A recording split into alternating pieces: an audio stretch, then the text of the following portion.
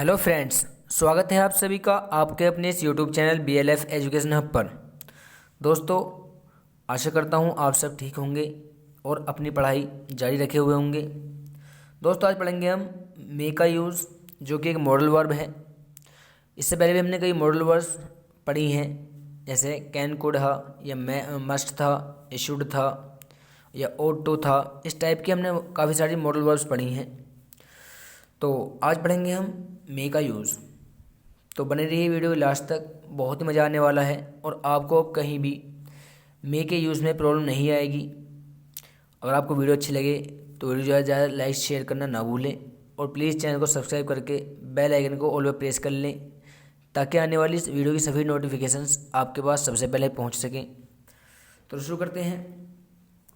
मे का यूज़ दोस्तों दो तरीके से किया जाता है। प्रेजेंट में सकता है के लिए और पास्ट में यूज़ किया जाता है सकता था के लिए। जब हम प्रेजेंट में यूज़ करते हैं मे का, तो हम मे के साथ वर्ब की फर्स्ट फॉर्म का यूज़ करते हैं, और अगर पास्ट में यूज़ करते हैं हम सकता था, तो वहाँ पर हम मे हैव और वर्ब की थर्ड फॉर्म का यूज़ करते हैं। फ़िलहाल आज तो हम सिर्फ मे का यूज़ प्रेजेंट में पढ़ेंगे और ये बहुत ही ज़्यादा इम्पोर्टेंट है। सबसे पहले तो हमें ये मालूम होना चाहिए कि मे का यूज़ सकता है में किस जगह इस्तेमाल किया जाता है। तो हमें समझ में आनी बात चाहिए कि फॉर्मल मैनर में इसका इस्तेमाल किया जाता है। फॉर्मल मैनर यानी कि जहाँ पे हमें इज्जत से बात करनी हो, जैसे स्कूल में या कॉलेज में, या मान लो कहीं हम कि अपने से बड़े से बात कर रहे हैं, तो वहाँ पर उसके लिए भी हमें अनुमति लेनी हो, या पॉसिबिलिटी हो, या ब्लेसिंग, या हमें किसी को विश करना हो, तो बिल्कुल समझने ये बात हमें पहचान इसकी ध्यान रखनी है कि अनुमति यानी कि मैं किसी बात को किसी की अनुमति दूँ कि तुम यहाँ रह सकते हो, या तुम यहाँ से जा सकते हो, या तुम खाना खा सकते हो। फॉर्मल मैनर की ये बात ध्यान रखनी है कि हमें इसे फॉर्मल मैनर के लिए यूज़ करना है, यानी कि वहाँ पर इज्जत की बात होनी चाहिए।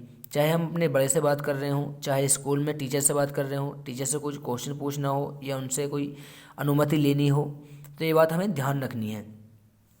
उसके बाद संभावना के लिए भी हम, यानी कि पॉसिबिलिटी के लिए भी हम मे का ही यूज़ करते हैं। यानी कि जैसे मैं कहूँ वो आज आ सकता है, या तुम काम अपना कर सकते हो, या तुम वहाँ आज जा सकते हो।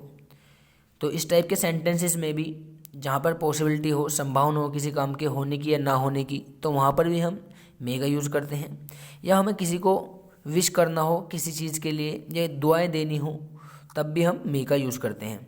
तो आइए चलते हैं पहले सेंटेंस। जब हमें परमिशन देनी हो या परमिशन लेनी हो, तब हम इसका यूज़ कैसे करते हैं।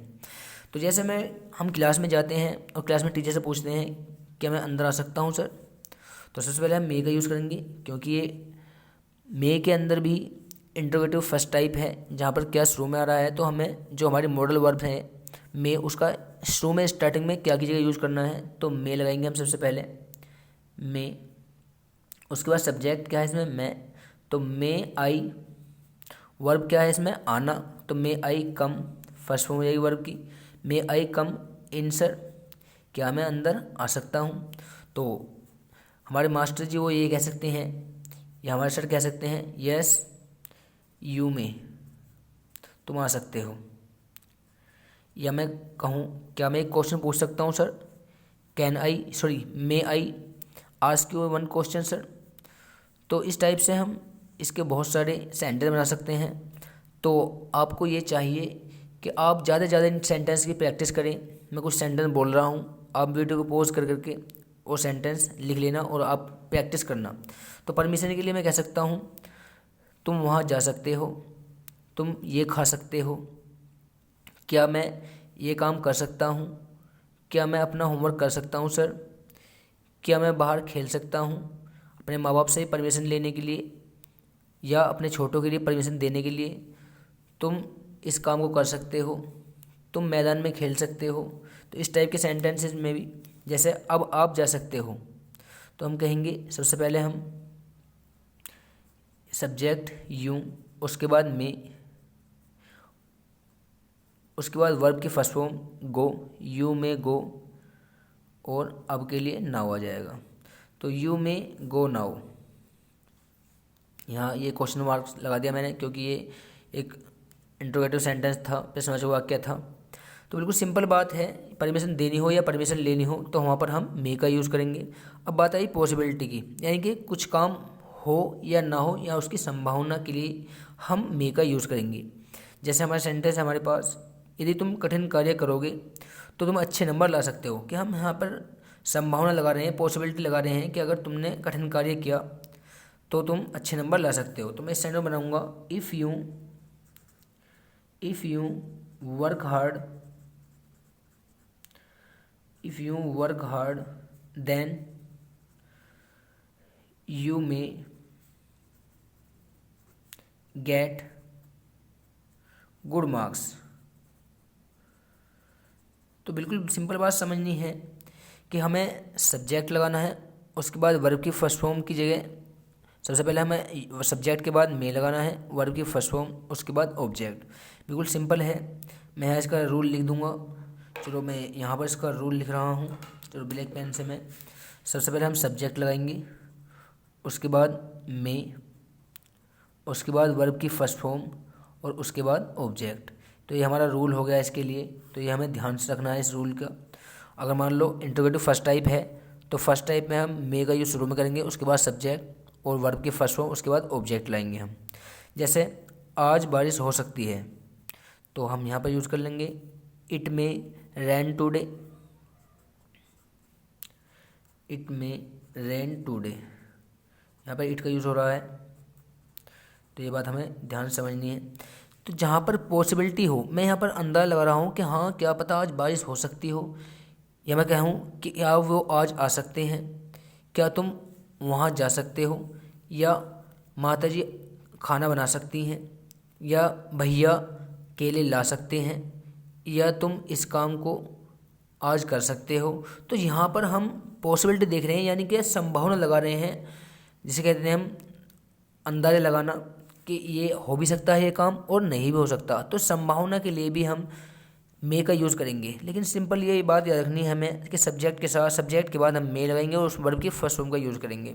तो ये हम बात प्रेजेंट में कर रहे थे। तो बिल्कुल सिंपल बात समझनी है, कोई ज़्यादा हार्ड वाली बात नहीं है, लेकिन इसका यूज़ काफ़ी यूज़ किया जाता है हमारी रियल लाइफ में, तो इसे बहुत ध्यान समझना है। तो जैसे ब्लेसिंग के लिए या विश के लिए, किसी को हम विश करें या उसे हम दुआएं दें तो उसके लिए भी हम मे का यूज़ करते हैं। सबसे पहले मैं कहूँ ईश्वर की कृपा तुम पर बनी रहे, या तुम्हारी उम्र लंबी हो। तो इस टाइप के सेंटेंस में हम किसी को दुआएं दे रहे हैं। तो ये सेंटेंस जो है बिल्कुल मे के यूज़ के लिए बहुत आसान है। तो इसे हम बनाते, तो हम इसमें शुरू में स्टार्टिंग में यूज़ कर लेंगे मे गॉड ब्लेस यू, ईश्वर का आशीर्वाद तुम पर बना रहे या ईश्वर की कृपा तुम पर बनी रहे। तो इसके लिए हम मे का यूज़ करेंगे, मे गॉड ब्लेस यू। हम किसी को दुआएं दे रहे हैं या हम किसी को दुआ दें तुम्हारी उम्र लंबी हो, तो हम यहाँ कह सकते हैं मे से स्टार्ट करके मे यू लिव लॉन्ग। तो बहुत आसान है इसका यूज़ समझना। एक बार मैं फिर रिपीट कर दूँ, परमिशन देने या लेने के लिए, या कहीं पर पॉसिबिलिटी हो, या किसी को दुआएं देनी हो, या किसी को विश करना हो, तो उसके लिए हम ये मे का यूज़ कर सकते हैं बिल्कुल सिंपल तरीके से। मैं इसके कुछ सेंटेंस बता रहा हूँ।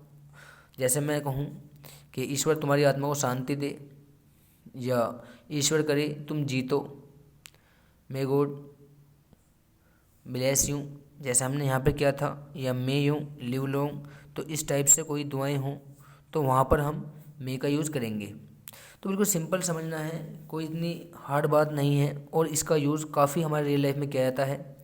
तो बस हमें अपने बात ध्यान रखना है कि प्रेजेंट में सकता है के लिए जहाँ पर परमिशन दी जा रही हो, ली जा रही हो, या कोई पॉसिबिलिटी हो, या किसी को दुआएं देनी हो, तो उसके लिए हम सिंपल मे का यूज़ करेंगे। कल हम इसके पार्ट 2 में ये पढ़ेंगे कि हम मे हैव और प्लस की वर्ब की थर्ड फॉर्म का यूज़ कैसे करते हैं। तो आज के लिए इतना ही, मिलते हैं अगली वीडियो में। तब तक के लिए आप अपना ख्याल रखें।